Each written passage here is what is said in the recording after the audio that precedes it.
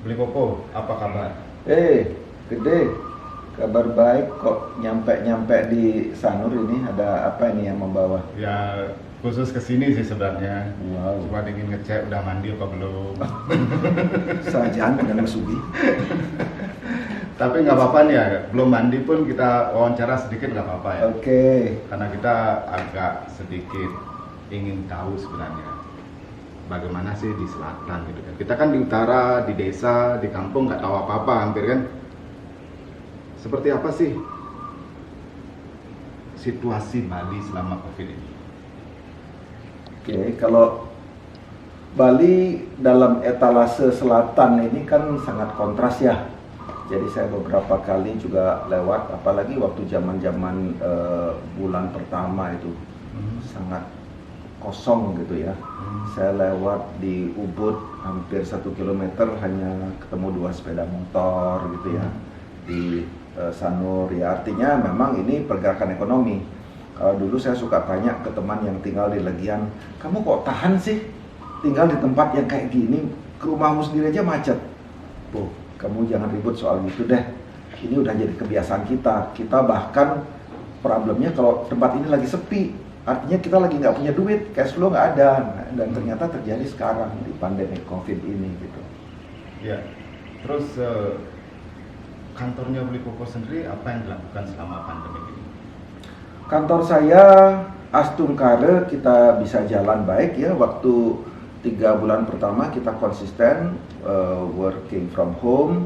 Cuma sesekali kita membuat appointment. Jadi siapa yang perlu ketemu saya bisa bertemu di kantor. Mungkin dalam 1 hari maksimum 3 arsitek. Dan kita juga lakukan protokol yang baik. Kita nih by the way protokolnya udah benar ya. Oke, ya. Sudah 1,5 meter. Ya. Kemudian pandangannya juga ke arah yang berbeda gitu. Jadi kalau ada virus nanti dia biar kumpul di tengah saja. Jadi ya kita bisa tetap jalan walaupun juga saya lucu berhadapan dengan klien-klien yang frustrasi. Jadi dia frustrasinya apa? Karena dia excited dengan proyeknya tapi kan beda ya. Kita bisa kirim-kiriman email 20 kali bolak-balik telepon-teleponan, tapi ketemu sekali 15 menit, oh gini loh, ini maksudnya. Jadi iya benar gitu. Jadi rasa itu memang kita tahu, rasa itu susah sekali. Berarti belum sepenuhnya bisa dilakukan dari jarak jauh gitu ya? Iya, artinya ada hal-hal yang menyangkut rasa. Tidak semuanya bisa dimanipulasi atau dilaksanakan dengan protokol-protokol teknologi gitu ya. Terutama bagi kita yang bekerja di bidang-bidang kreatif, gaya hidup gitu ya. Sekarang ke pariwisata ya. Dulu kan kalau kita lihat ke pariwisataan kita waktu zaman lagi rame-ramenya kan ada banyak sekali persoalan yang tidak tertangani ya, kemacetan, terus pedestrian, terus sampah segala macam. Dulu kita berpikir kan persoalan ini tidak bisa diselesaikan karena ini lagi puncak-puncaknya, pariwisata lagi puncak-puncaknya. Sekarang kan lagi down, lagi turun di pariwisata. Kira-kira dilakukan nggak sih usaha-usaha itu? Oke, gini ya, kalau kita lihat COVID ini kan mulai terjadi akhir tahun 2019 di Cina ya, di Wuhan. Dan kita waktu itu sama sekali belum terpikir bahwa itu akan sampai di Bali, benda itu. Waduh, di sana ada pandemik gitu. Oh, kok tiba-tiba menyerang Italia, menyerang mana, kita baru mulai ketakutan pelan-pelan. Nah, sebetulnya yang terjadi di Bali ini bahkan pariwisata tahun 2019 kan bagus ya, kita boleh bilang bagus, income-nya bagus. Artinya para pengusaha pariwisata itu optimis. Jadi dengan bagusnya 2019 mereka sudah mulai memiliki plan apa yang akan dilakukan 2020. Tentunya cukup banyak di antara mereka ingin ekspansi dan sebagainya dan sudah memiliki proyeksi income. Oh, karena 2019 kita dapat sekian, berarti mungkin 2020 akan naik 20% sehingga kita boleh merencanakan ini dan itu. Apalagi ya waktu itu puncaknya mereka panen Chinese New Year sebetulnya. Nah, jadi dengan rencana-rencana itu tiba-tiba ada sesuatu yang meng-cut bahwa stok supply tidak ada lagi gitu ya.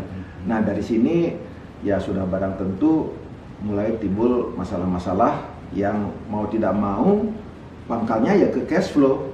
Ya, itu kalau kita uraikan banyak sekali itu anunya. Oke, dalam situasi seperti ini kan kita tidak boleh pesimis juga ya. Kira-kira optimisme apa sih yang bisa kita tumbuhkan di masa COVID ini? Ya, kalau saya sebagai orang Bali kampung, kita selalu diajarkan satu kata yang sangat simpel, mulat sarire. Ya, artinya kita sangat bangga dengan apa yang sudah kita lewati, kita sangat bersyukur tentang apa yang sudah kita nikmati juga dari semua manfaat-manfaat terutama ekonomi dari bidang pariwisata. Tetapi memang di semua kegiatan dalam hidup harus ada jeda juga gitu ya. Sama seperti kita di Bali, walaupun cuma sehari, saya selalu mengapresiasi satu hari nyepi itu sebagai jeda yang sangat berharga gitu ya.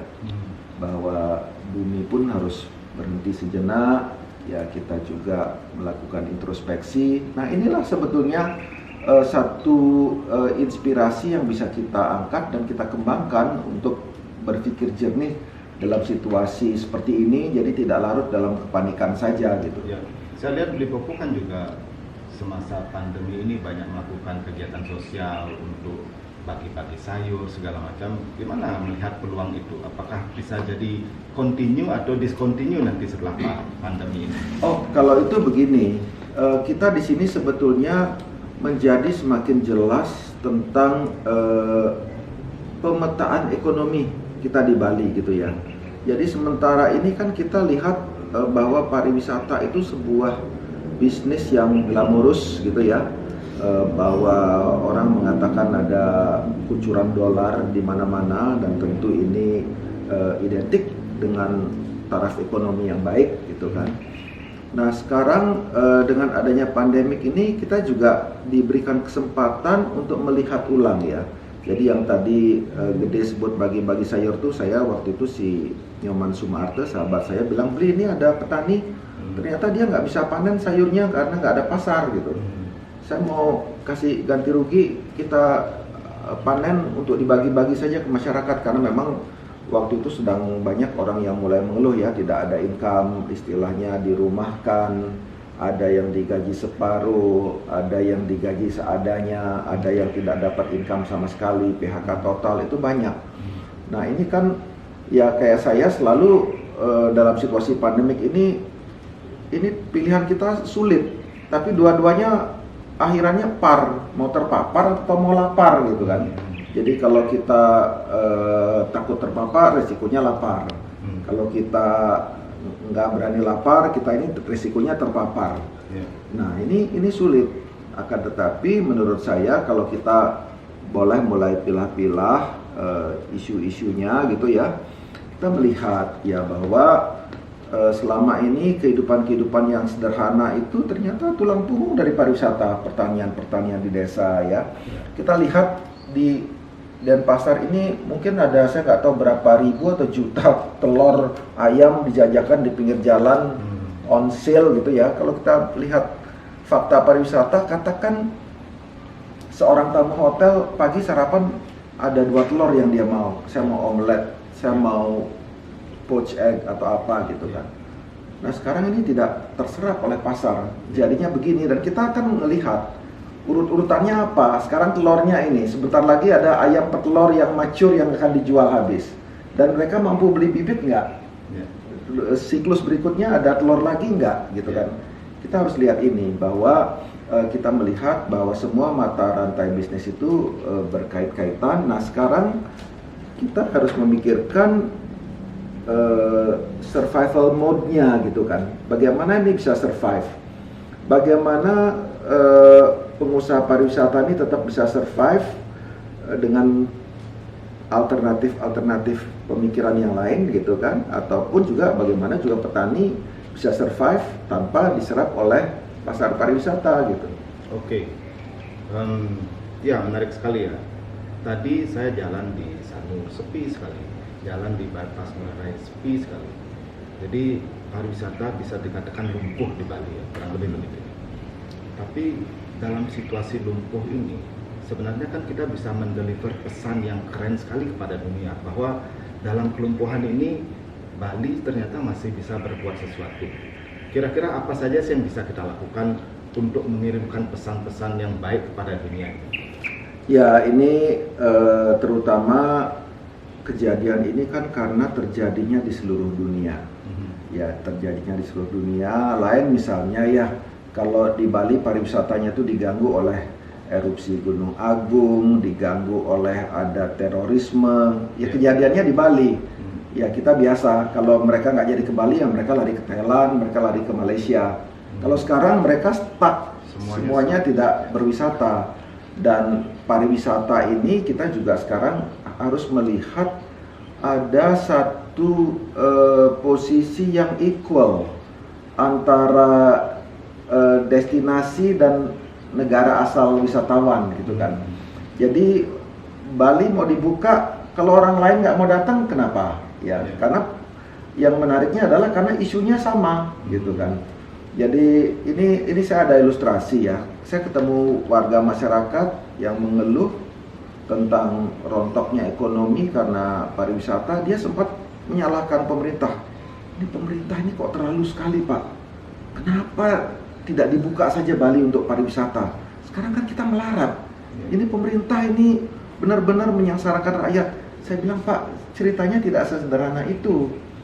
Jadi katakanlah kalau kita bilang salah satu pasar terbesarnya Bali itu Australia, itu Qantas sudah declare official bahwa dia tidak akan terbang sampai Maret 2021 gitu misalnya. Ya karena semuanya ada resiko. Ya bahwa mereka takut warganya terpapar kalau ke Bali, orang Bali juga ada ketakutan kalau orang Australianya yang membawa dan sebagainya. Jadi ini sekarang kita semestinya membangun platform yang sehat bersama-sama sehingga bagaimana protokol-protokol yang kita create di setiap tempat itu juga bisa diketahui oleh negara yang menjadi pasar atau customer kita gitu kan ya. Ya dan sebetulnya ya kita di Bali selalu mestinya punya cara-cara yang kreatif untuk melakukan terobosan-terobosan bahwa ini COVID, kita secara universal tahu secara epidemiologi, secara virologi itu begini. Tetapi bisa nggak ada balutan-balutan budaya yang kita bisa pakai untuk mempercantik bahwa kita tetap distancing, bahwa kita tetap pakai masker, bahwa kita selalu cuci tangan, bahwa kita di swab atau rapid atau dicek suhu tubuhnya, tetapi dalam setting yang berbeda gitu ya. Ya tentunya kita banyak di sini teman-teman yang ahli. Kalau duduk bersama memikirkan ini, saya yakin pasti ada cara-cara yang cantik untuk itu. Jadi konten-konten seperti itu kan sebenarnya kita perlukan ya, supaya dunia internasional itu tahu bahwasannya dalam keadaan yang terpuruk seperti ini kita tetap ingin mengundang mereka dengan cara-cara kita, tapi usai pandemi selesai gitu kan. Ya sudah banyak sekali yang Lipopo sampaikan. Kita minum dulu ya supaya lebih santai. Sekarang mungkin kita masuk ke tata kelola fasilitas kepariwisataan kita. Sebenarnya apa sih yang bisa kita lakukan selama masa pandemi ini, selama turisnya lagi sepi? Oke, ini ya menurut saya kejadian atau aktivitas pariwisata yang ada di Bali ini kan berjalannya atau tumbuhnya itu sangat organik dan saya pikir juga itu di luar ekspektasi orang Bali awalnya ya, bahwa sebanyak ini turis yang datang, sepesat ini pertumbuhannya, sehingga sepesat ini pula sibuknya kita untuk mempersiapkan fasilitas gitu ya. Dan tidak perlu menyalahkan siapa-siapa karena ini semuanya terjadinya secara spontan. Pasti ada hal-hal yang luput bahwa kita ada yang kita tidak lakukan melalui proses planning yang betul gitu ya. Apakah fasilitas-fasilitas itu tidak dibangun secara proper, ada konsultannya atau apa. Tapi karena ada permintaan pasar, cepat kita buat ini. Orang tiba-tiba buka warung, tiba-tiba terkenal. Ya kita lihat secara positif bahwa itu hal yang bagus, sebuah peluang ekonomi yang sangat bermanfaat untuk pertumbuhan ekonomi di Bali. Nah, sehingga menurut saya pandemik ini semestinya secara positif bisa kita manfaatkan sebagai momen introspeksi. Kita review ulang. Waktu itu saya tergesa-gesa membuat gini. Kalau yang membuat yang benar itu gimana sih? Ya, apalagi sekarang sudah lebih jelas. Tapi kan lagi susah nih sekarang. Nah, ya kan Bagaimana solusinya? tidak selalu bahwa sebuah action itu harus dipecahkan dengan uang, gitu ya. Dan kalau susah ini kita ambil positifnya, cukup banyak orang yang punya waktu. Ya kita positif. Ya sekarang kita zero income. Mau zero income konyol apa zero income dengan sebuah pemikiran baru gitu ya. Jadi ada banyak hal-hal yang bisa kita saling sharing ya, dan menurut saya saat ini juga saat yang baik. Semua pihak bisa saling mengganggu, saling mendengarkan, saling membantu gitu ya, supaya kita tahu bagaimana kita bersinergi dengan sesama rekan-rekan kita di Bali. Banyak sekali yang bisa dilakukan. Ya, termasuk melibatkan asosiasi profesi juga. Iyalah, kalau saya pikir saya seorang arsitek, misalnya dengan kejadian COVID ini dan ada protokol new era dan sebagainya, new normal gitu ya. Mungkin ada beberapa hotel yang mau menjadi pioneer untuk dijadikan pilot project, bagaimana melakukan mungkin tidak sebesar redesigning, tapi resetting, ada beberapa touching baru ya. Dan saya pikir tidak apa-apa kalau kita saling melibatkan teman-teman, misalnya Ikatan Arsitek Indonesia bekerja sama dengan PHRI. Yuk buat prototipe, dan ini kan bisa kita jadikan sebuah etalase baru bahwa hotel-hotel di Bali begini loh berbenah. Ya, dan itu tidak hanya dari arsitek, misalnya teman-teman dari disiplin engineering ya bisa, oh ternyata hotel ini selama ini sistem air panasnya tidak bagus atau tidak efisien. Dan ini menarik sebenarnya. Ya, begitu itu ada keterlibatan pemerintah sedikit saja, ini sebenarnya kan bisa jadi etalase yang sangat dahsyat untuk kita kirimkan ke luar sana.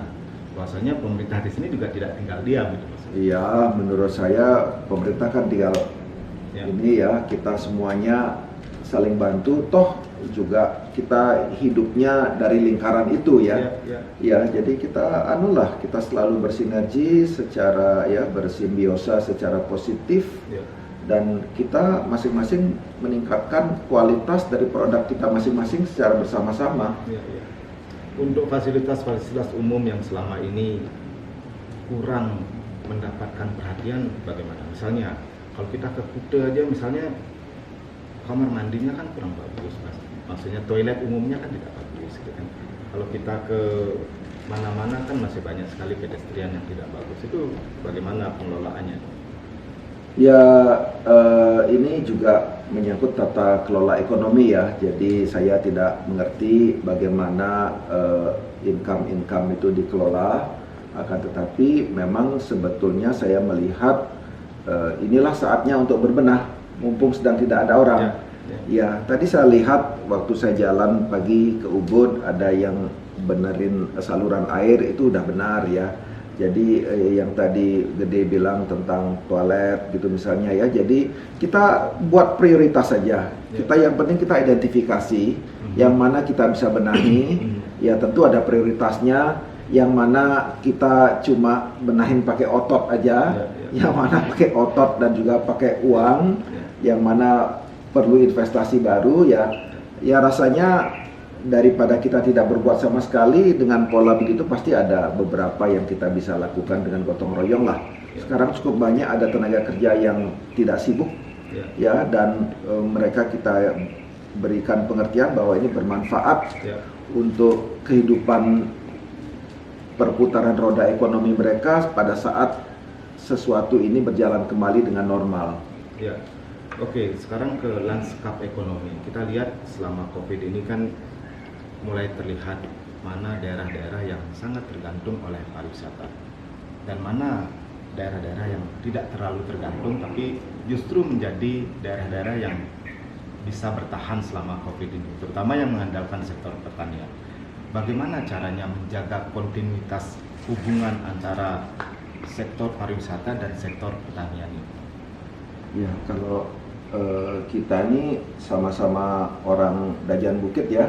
Jadi keluarga kita lebih kurangnya juga pernah menikmati bagaimana waktu Bali itu makmur tanpa pariwisata gitu ya.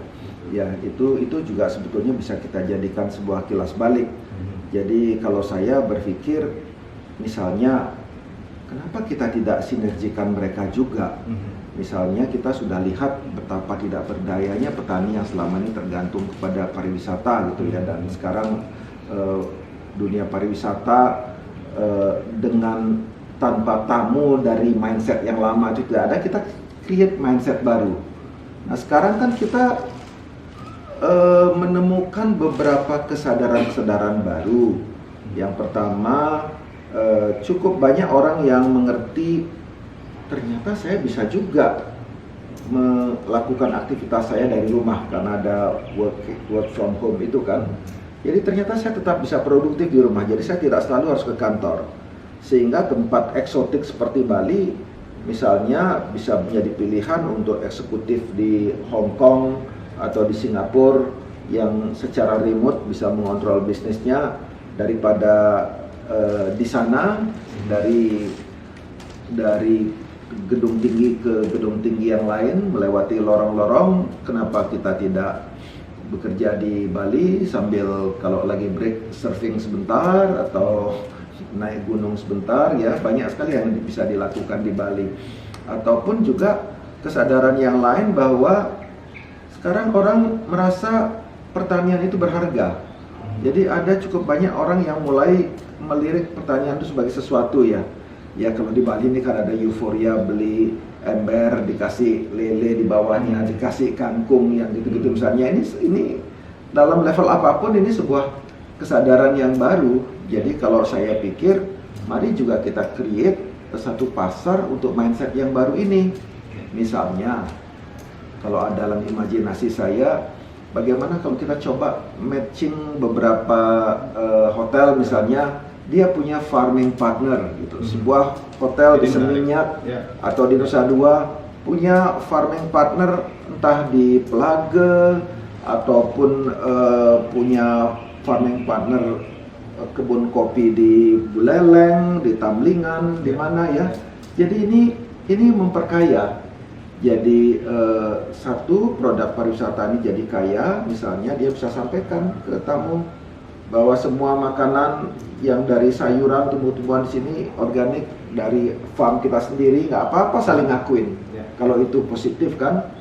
Dan petani di sana juga, saya ini partnernya Hotel Bintang 5 di Nusa Dua loh. Itu kan keren juga gitu. Dan syukur-syukur juga kalau sama-sama open ya, tidak ada yang saling menekan dalam bisnis, mutual, sehingga ini bisa sangat menguntungkan untuk kedua belah pihak dan bisa jadi experience juga buat tamu-tamu hotel ke daerah-daerah tersebut. Ya katakan sekarang di dunia ini ada euforia kopi. Satu hotel bilang, saya punya kebun kopi sendiri loh di Tamlingan di situ atau di Pupuan atau di mana gitu. Boleh kita lihat, lihat ke farm kita sendiri.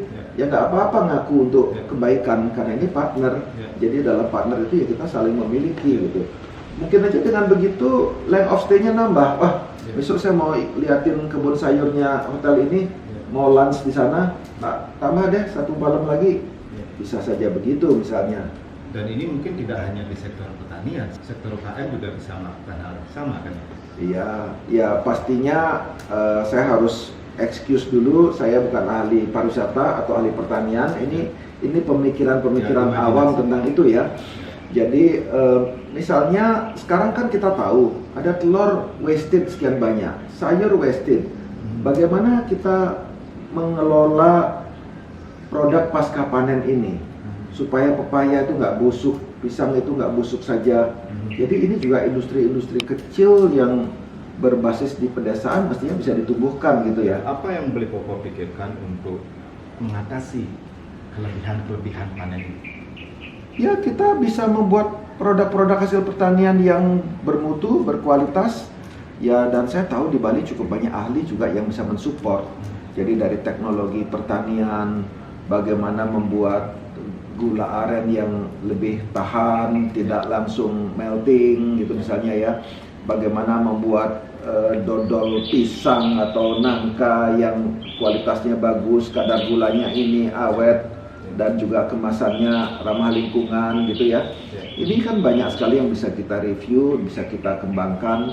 Dan ya kalau saya sih cukup banyak melihat produk-produk seperti itu di negara-negara tropis yang lain juga sebetulnya. Kita saling belajar lah. Ya.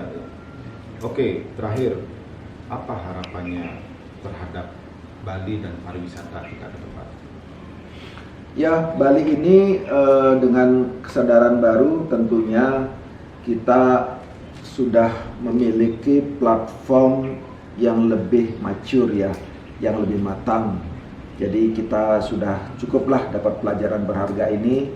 Kita menurut saya paling tidak masing-masing kita tahu apa prioritas kita dalam hidup. Ya kita harus akui lah, kita sering sekali di sini terjebak di konsumerisme gitu ya. Saya tahu anak petani di kampung yang income-nya nggak seberapa, malu naik sepeda motor yang umurnya lebih dari 5 tahun gitu ya. Yang gini-gini ini kita jadikan kesadaran baru ya. Sekarang kan orang jadi tahu, aduh ternyata saya sudah cukup ya punya pakaian, saya rasanya nggak perlu beli baju lagi. Nah dalam skala yang lebih luas, semua bisnis itu juga perlu punya saving ya menghadapi yang begini-begini. Jadi karena di Bali ini setahu saya belum cukup banyak yang tercover asuransi, punya tabungan yang cukup ya, dan kita selalu mainnya kantong kanan kantong kiri ya, dan sudah menjadi rahasia umum penghasilan teman-teman kita yang ya kita semua tidak banyak, tapi juga kita sudah terjerat duluan oleh kewajiban-kewajiban kredit sana sini. Jadi kita lihatlah bagaimana kita memanfaatkan sumber daya yang ada dengan bijak ya, memanfaatkan rumah-rumah di kampung yang kosong, bagaimana kita mendaya gunakan, apakah dijadikan homestay. Jadi yang tadinya bekerja urban, melakukan urbanisasi dari kampung ke kota, sekarang kenapa saya tidak kembangkan ini di desa saya sendiri dengan adanya pola kerjasama yang seperti yang kita ceritakan tadi itu gitu ya. Berarti masa depan adalah masa kolaborasi. Pasti itu. Oke, terima kasih Beli Popo. Apalagi yang harus kita lakukan hari ini? Mandi mungkin ya.